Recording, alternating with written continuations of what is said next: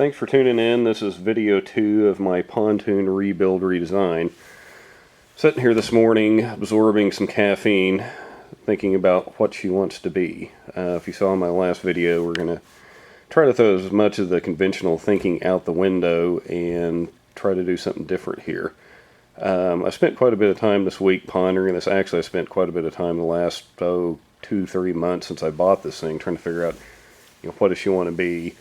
And I've kind of come down to the conclusion that there's really two functions for this boat. One is going, basically cruising the lake with friends. The second one is just a floating party platform. So I know some of you guys on iBoats mentioned the inboards with the 454s, and obviously some of the Benningtons and other boats really perform well, but I don't think that's the objective for this. I really want to spend my money on some other things, mainly cosmetics and function. Versus the speed. If I want to get someplace fast, I'll take Miss Morgan. But at any rate, I'll kind of walk you guys through some of the ideas that I'm working on. I think a lot of you probably know that I want to redo the sides, the gunnels, and the bow out of fiberglass. It's going to be a new challenge for me. Worked a lot with fiberglass, but I never have built any molds. And I've seen a lot of techniques on YouTube, watched a lot of videos, read a lot of things.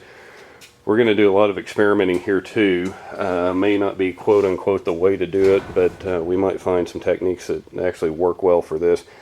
And one of the things I really want to avoid is building a plug, building a mold, and then pulling the part. These are going to be one-off parts that I do one time. So what I'm hoping to do is to build a mock-up, then build a mold based off the mock-up, pull the part, and use it. We may at the end of the day end up painting the parts. We'll probably try the gel coat, but I'm guessing that the molds I'm going to build probably aren't going to be there as far as the finish that I'm going to be looking for, so we'll probably end up sanding them down, doing some body work, and painting them. And that's okay, because I think the parts that we're going to make aren't going to be wear surfaces, so that gives us a lot of flexibility. But one of the things I'm really going to use a lot of is cardboard, and these are 4x8 sheets that I bought at a box store. You can get them for about $2.50 a piece. Cardboard, hot glue gun, and some ideas are great. I mean, you can put together different shapes, forms, etc. really quickly with it. And this week I've been kind of playing with what I want the gunnels and sides to look like. I had some things in my head, but until you actually either draw them to scale or mock them up, you really don't know what they look like. So real quick, the first one I came up with was this, and put it on here. And the idea was, I didn't really like the skirting and the fact that it's discontinuous down here, these framing members. And so what I wanted to do is kind of create a skirt that covered it up the full length, and put the skirt in there. The other thing is we've got an 8'6" width restriction in Oklahoma, which I think most states have. And we're already 8 foot with the plywood, so that means that I can't really make the boat much wider, a couple inches on each side. So I'm thinking probably just to err on the side of caution, 1.5 inches or 2 inches wider on each side. And I wanted to have something that didn't go straight up, so this is what I came up with. Is I came out slightly from the side of the boat and created this line, and then angled back in. And the way I made this mock-up, just in case you're wondering, because I knew a couple of things.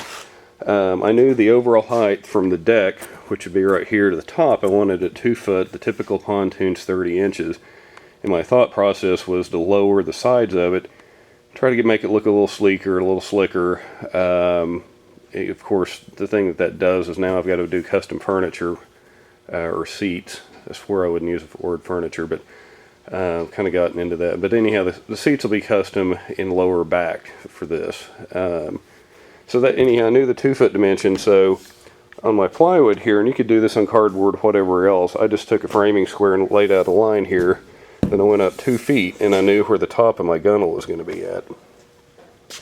The other thing I did was I established where the edge of the plywood is, this piece right here, basically this corner. And this is approximate. I mean, you're not building parts off this. This is a quick mock-up. But I established this corner point, and I knew the height, so I had those two things established. The next thing I did was I measured back from the edge of the plywood to this point here, and figured out what that distance was horizontally. And I basically hung a framing square off of here, and measured over. And so I knew that dimension. That gave me this point horizontally. I also measured down to find it vertically. And it works out to where it's about 10 inches. So that gave me this angle here and this length. And then I arbitrarily decided from the edge of the plywood decking that I would offset the backside or the top, which will be the backrest of the seat, about 6 inches, 5-6 inches. And so once I did all this, I was able to lay out a piece of cardboard, mark these numbers off on it, and create my template, which gave me these side pieces. Made those. Once I made the side pieces, this length here was fixed, and this top length was fixed. So I cut those pieces, put it up here, did some measuring, and got the length for this piece by measuring from here to here, and made the piece. At the end of the day, the thing I don't like about this is I think the side of it's going to look like the frickin' Titanic or so. It's just too vertical, too tall. I mean, it's a very continuous surface. And that could change with striping and colors and things like that. So that was model mock-up 1, and so I decided to change things a little bit. Same height,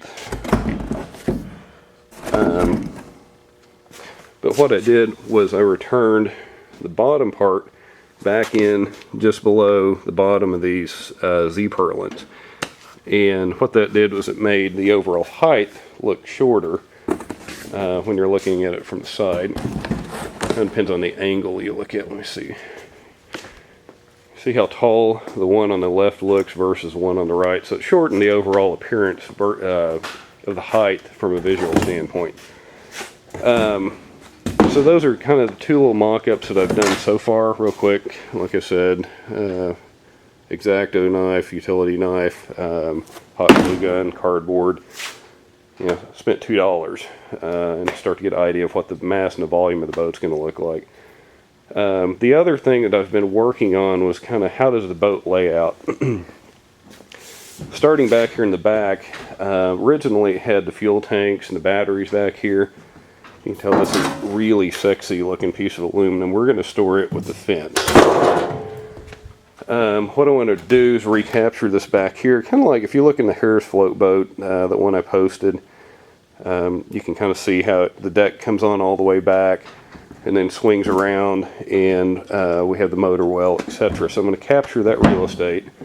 And then up here on the bow, my first thought was, this is almost like a pickle fork, so maybe what we do is have some fiberglass helmets that start here and kind of taper up.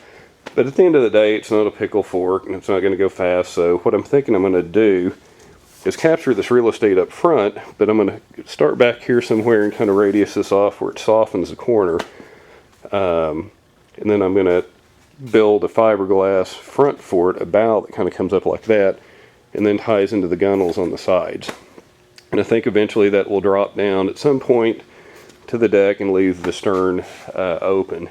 But following that thought process, my idea was from about this point here to the back would just be an open fantail section, and we'd have some seating from this point to about that point there, which is about 3 feet further forward. And from that point we would have kind of the cockpit area to up here, and it would have covered deck above it and seating, and basically that would be where you would sit when the boat's in motion. And then from that point forward it would probably be open. And I kind of thought maybe this is a little bar area up here with the grill and everything else, and the back's kind of the place you hang out with the swimming and getting on and off the boat. And the more I thought about it, last night I kind of had an epiphany. I was like, you're separating two areas that are both open, very similar in function. Why not group them together? And so I came up with this idea, and a lot of you guys have seen it on iBoats. And it's basically pushing the seating group and the helm and everything to the very front of the boat, and leaving basically the back half of the boat open as a bar area, swim area, etc. And I think that's going to work pretty good actually for what I'm wanting to do.